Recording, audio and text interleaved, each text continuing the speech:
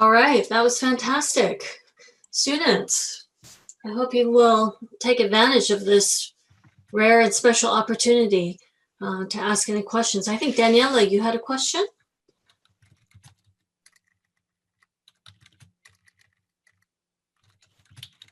Hello, can you hear me? Yes. Yeah. Okay.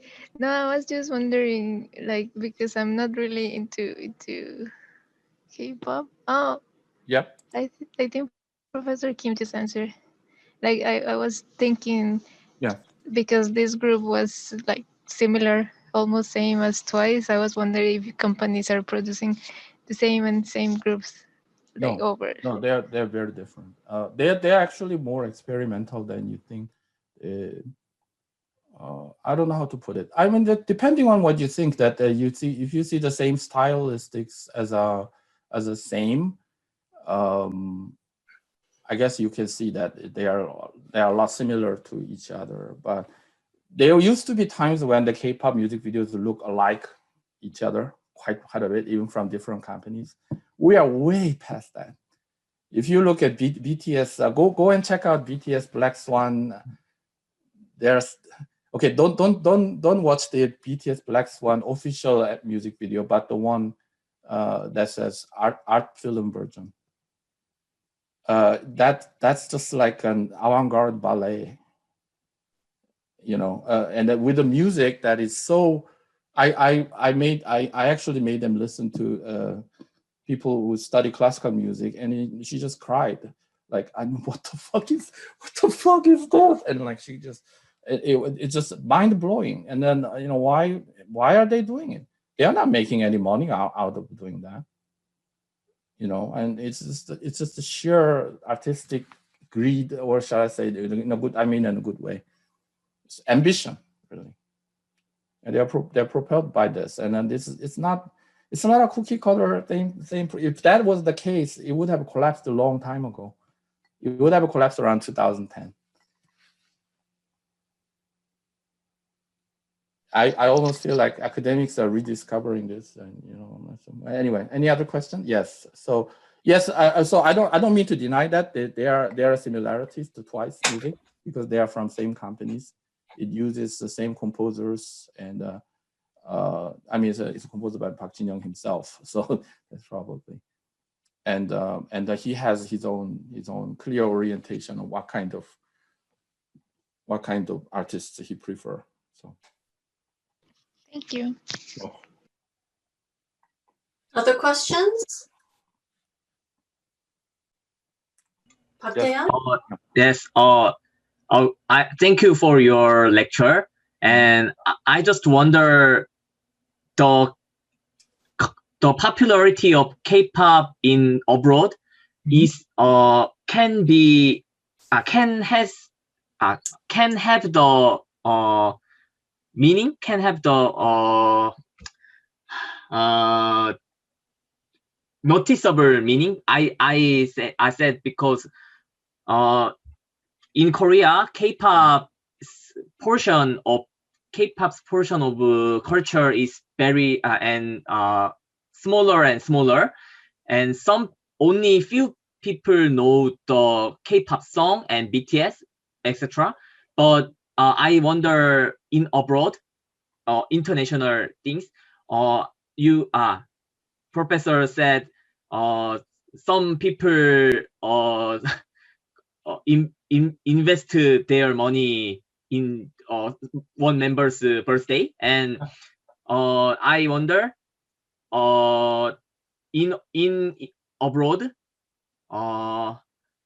only few people spend many money, or many people like the song as culture. I don't know. So would you? I don't know that answer to that question either, and I think Park Taehyun just said is true. I think in Korea itself, actually, K-pop's 지분 in Korean, the share of K-pop actually in music is not that great. So there are plenty of people who never listens to BTS or Blackpink, And I think that's the same with all the foreign countries too. But the problem, the issue is that how do you measure success? I mean, look at Blackpink, for example. I'm not even going to talk about BTS. Blackpink, they released the album. They get to play all the major American talk shows, right? Like Jimmy Fallon. And can you think of any music group in Korea that would 모든 모닝쇼에 다 나오고 앨범 하나 내자마자 모든 모닝쇼 다 나오고 라디오에서도 다 틀어주고 뭐 무슨 can you imagine can you think of any group like that? I mean like yeah.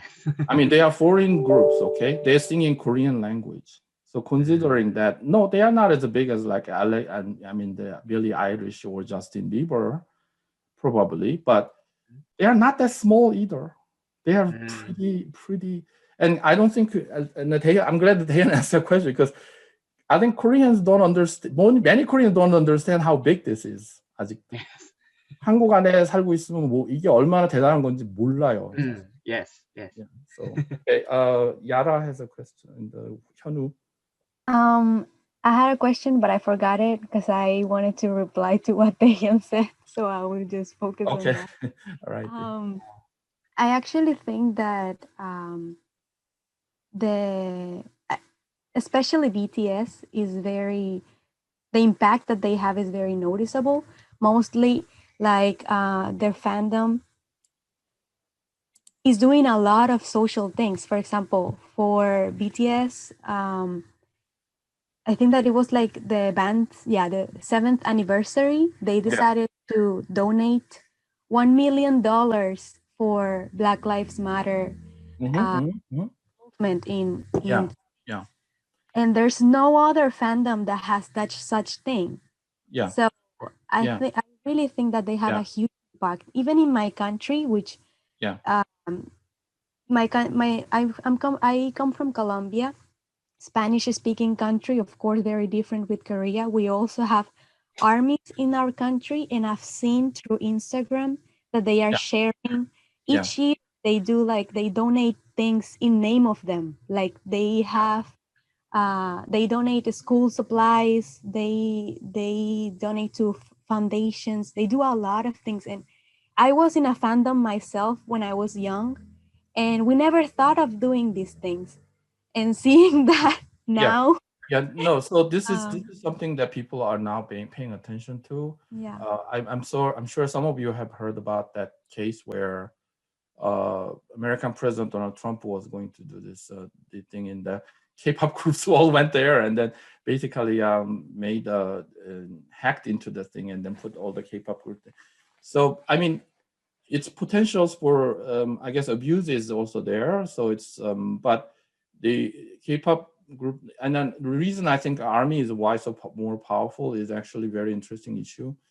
I actually think that BTS group itself has created this consistency in their music and their messagings were actually appealing. This is actually really well represented in the RM Kim Namjoon's speech at the UN, United Nations. I didn't realize just how serious these guys were until I actually listened to it. And then quite frankly, that speech was incredible. I couldn't think that someone who was never educated in English-speaking country could actually say that. It was just amazing. So they actually deserve this all success. But however, having said that, I think this kind of thing will be eventually replicated by other fandom. So it's not just going to be ARMY. It's going to be, and of course there will be downside to it. I don't want the fandoms to go into war. I can easily imagine, and people laugh at it when I said this, but I can easily imagine like a major fandom war among these groups that would be like a real war. Like a real war between countries. I mean, would be really serious. Well, I remember when I was directioner and we had a lot of trouble with other fandoms too. So you guys have to learn how to, I mean, the fandoms have to learn how to, just like the real countries in the world, learn how to build diplomacy and then create the rules of these things. It's eventually going to it's going to be able to shake a huge amount of money. It's an economic issue as well. Okay, Hyunwoo, do you have a question? Thank you for your lecture. And actually, I'm a person who like more prefer to listen 1970s, 80s music like trot, old ballad, or 민중가요, like that. I like a very old generation. In addition to the Park Tae-yeon's question, I want to mention about the generation.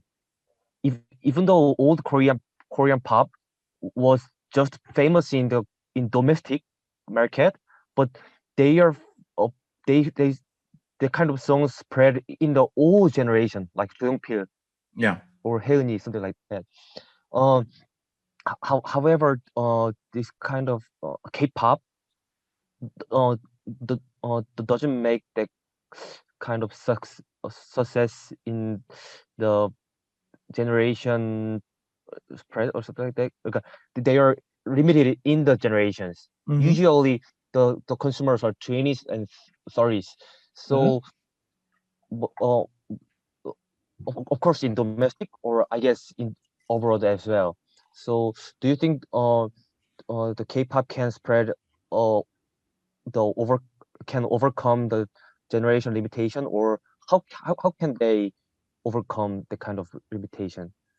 At this point, I would say, are you talking about 그러니까 한국 안에서 지금 얼마나 K-팝이 더 이걸 세대 차를 넘어섰어요? 안에서도 그렇고 외국에서도 그렇고 외국에서는 세대 차 is not an issue. 외국에서는 그건 that's nothing to do with I mean I think Japan is a very interesting case because Niju's success is actually converting. They all said this is all the teenage thing, so they're gonna be over this once. And first of all, that didn't happen. The people who are K-pop fans when they were 15 in 2010 are now what 30. They are still K-pop fans. Okay, and Niju is actually converting the 40s people into K-pop fans. It's astonishing, but it's actually happening. And then they become fans of Niju, and then they become like, oh, Twice is just like this, and this music is not bad, and then they just they are getting into it. And then they said this is not going to happen, but it has happened. As for a domestic situation, I would love to have the versions of K-pop that actually incorporates a lot of really good things about 70s, 80s music, as you said. And in fact, I think there are groups like that if you look for it. And music producer, you could actually, you can do your contribution by alerting people like J.Y. Park that, these good music need some publicity in the global world. And yeah, so you could do that.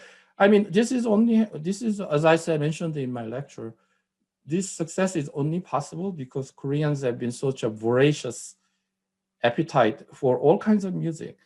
And 이 음악은 후졌고 저 음악은 좋고 이런 식으로 구별했다면은 절대로 이렇게 성공 못해. The real reason for success, I just said in Korean, if anybody discriminated good music from bad music or sophisticated music versus vulgar music, it would not have led to this success. So that attitude, I'm very glad that attitude died. And I don't think that attitude needs to be revived. So it's okay to critics to protect the great music that are unacknowledged by the people. 사람들이 무시하는 좋은 음악. 근데 그거는 다른 거야. 잘난 음악, 못난 음악 그런 건 없어요. 그지? Okay. So thank you for the question. Angel also has a question. Yeah. About the Niju project. Oh yeah, that's right. The written question. Great. Oh yeah, Angel. Is that Angel or Angel? Angel, yeah. Yes. The Niji project is actually the Japanese. There were of course anything that relates to culture between Korea and Japan. There will be chunks of people who hate it, no matter what. So these people just given, okay? So there will be people who say like J.R. Park is selling out Korean music to Japan. But if you follow the industrial logic, first of all, Sony Music knew that they were gonna make a huge chunk of money by doing this. But they did not, I actually read their data, raw data, their interviews and so on. They did not know this is gonna be this successful. So it was an investment Sony Music made to the K-pop. They're saying that, you know, Japanese are, of course, they want to do it. They are capitalists, and then they don't care whether it's Korean or Chinese if it's actually make them money. So they invested in the JYP, and what I don't think they really realized is that just how sensitive JYP was going to be to. He was actually speaking to the needs of the Japanese public and consumers, and he did actually. The things that I mentioned in my talk, that he, for example, he did not, he eliminated this unnecessary melodrama. You know, Koreans know this expression, the editing of the devil, the 악마의 편집, that expression, like creating the completely non-existing competition among the contestants and things. That he eliminated all of that. He eliminated popular voting thing, which is scam. And then he just like, you know, I hear a whole bunch of students and I'm gonna just create the team. And he actually says during the project, the series, that even if you don't get elected by this, doesn't mean that you're not special. This is just and I created this program to just select a few people who fits my purpose. So if you do not make it, that doesn't mean that you're not talented or you're not special. To all the contestants, and the Japanese older people listen to it, and then they cry their eyeballs out, because this is the kind of thing that you want to hear in your everyday life, and then nobody tells them, and then instead you get these fake melodramas about like people falling in love and getting so this is really hitting on the nerve of the, I think, ordinary Japanese would say, multi-generational appeal. And yeah, but of course there will be people who say like anything that with the Koreans is evil, and that shouldn't. There will always be those people in each country. Yeah, who raised the hand? Yes, Bang Young. Yes, Jessica. So I don't know K-pop club, but I noticed that Korea really seems to has a high suicide rate, and also including the celebrities here. So I'm wondering if the entertainment companies try to do anything to prevent these suicides, because I feel like the celebrity suicide still happens quite often. Yeah. I mean, I think this is really reached the point where they cannot turn blind eye to it anymore, because this is now, and it's also partly the result of globalization. I read actually a guy who was writing for Billboard magazine, and then he said that when Jong Hyun committed suicide, he stopped working and he cried 2 days straight. He said he couldn't work. And this is some I think he's an American guy writing for music in the American magazine, and then he was such a fan of SHINee, and so this is actually now becoming a global issue. So industries have to deal with it now. So, but how you can approach this is, in some ways, it's a good thing that it's globalizing, but it's also really tough, because what's happening, as I said, what's happening among the young people's, young artists' suicide is not just the entertainment industry. This is it's an issue with the Korean society as a whole. So they need to pay attention to it. Korean society as a whole is too hierarchized. It's a weird mixture of this extremely hierarchized and very, very ability-oriented, meritocratic, lots of freedom, that kind of really weird mixture. And the one area that drives everybody completely crazy is this kind of, what as academic calls like a neoliberal situation, where everybody is just given a lot of good resources, but only a few people can float to the top. And there is no safety net for. Interesting thing is that I've talked to some people, Koreans, who actually moved and lived in Japan. And there's one common thing everybody tells me there, that the young Koreans now living in Japan, and they said, you know what, in Japan, I don't have to worry about competition. So I really love living here. I hate Korea. I don't want to ever go back to Korea. And that's not the Koreans' image of Japan, is it? But that's actually makes sense to me a lot as a Japan specialist. Korean society really lacks this kind of substantial social welfare, not the institutional thing like insurance money and stuff like that, but really the mechanisms that would actually soften the competition and the stress and overwork and meaninglessness from doing, you know, the when it hits that, like, what the fuck am I doing this for, you know, and then, you know, people who can help you move out of that, right? Really that kind. So I don't know. It would be nice if the K-pop industry actually takes just my opinion, so you can ignore this, but I don't think this will be done until artists themselves raise the voice.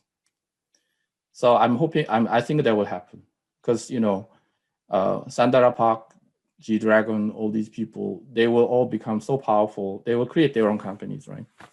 And then they will be able to then, the question is what they are going to do with the younger kids. Is it going to be the same Korean attitude? I'm familiar. I suffered, so you have to suffer too. 내가 고생했으니 너도 당해봐라. Or is it going to be like, you know, I don't want you to go through the same suffering as I did. So I hope it's the latter. Okay. I have a question for you, Professor Kim. Yes. My question is, you had mentioned in your lecture that a lot of K-pop groups are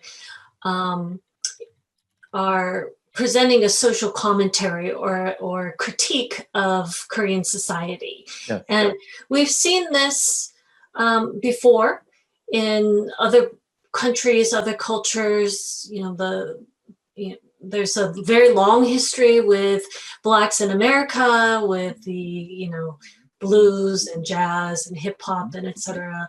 Or in the 60s in the United States with the peace movement. Mm-hmm.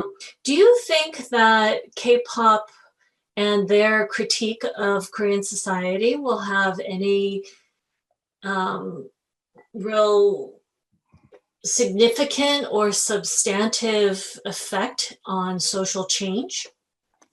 That's a really interesting question and a very relevant question. I actually do think that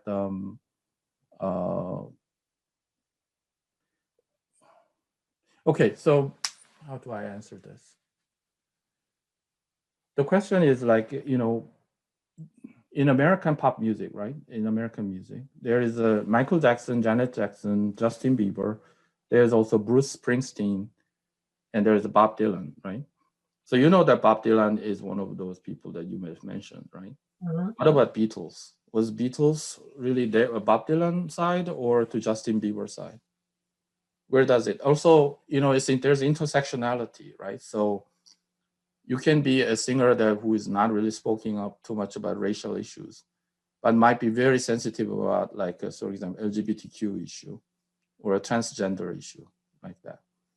So I think K-pop is actually kind of in this spectrum, in the social relevance and consciousness, political awareness, and just a complete commercial music without any sense of that. It can slide on and off any scale, depending on where they stand.